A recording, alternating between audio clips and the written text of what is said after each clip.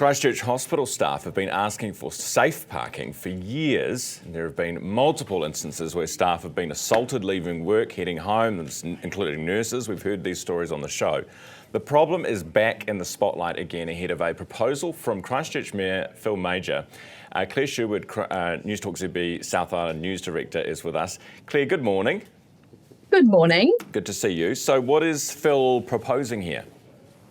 So the proposal here is to use the new Parakiore Recreation and Sports Centre, which is about a block away from Christchurch Hospital, for parking for the night shift staff. So that's the staff who are looking after Christchurch Hospital overnight only. Obviously, during the day, it will be used as the sports centre car park.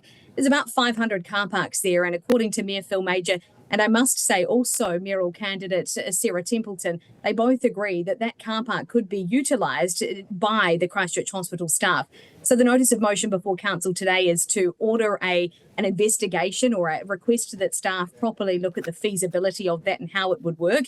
It would basically mean that anyone working overnight would be able to park there, and there would also be an arrangement for them to have some sort of transport that one block or so around the corner to Christchurch Hospital. As you say, this comes in direct response to the ongoing safety concerns we've reported just a few weeks ago. A student midwife being assaulted on her way out of work at about 2 o'clock in the morning overnight. There was also a case of a woman being hit in the back by a couple of people on an e-scooter about a week later, and we've never found the people responsible for some of these attacks. So staff are really concerned. They say that, they can't focus on their job because of the safety risks. So this is an option where perhaps council can start helping Health New Zealand to come up with some kind of solution. Yeah, I mean, who would be against it? If it's empty, the car park's empty overnight, what's the problem?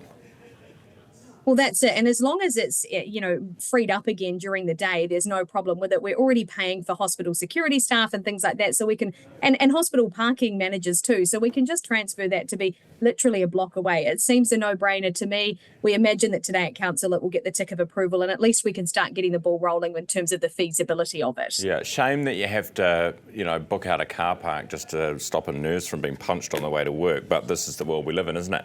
Hey, what's happening with the Huranui Hotel? This is near Hanmer Springs, and it's been for sale for ages now, still hasn't sold. What's going on?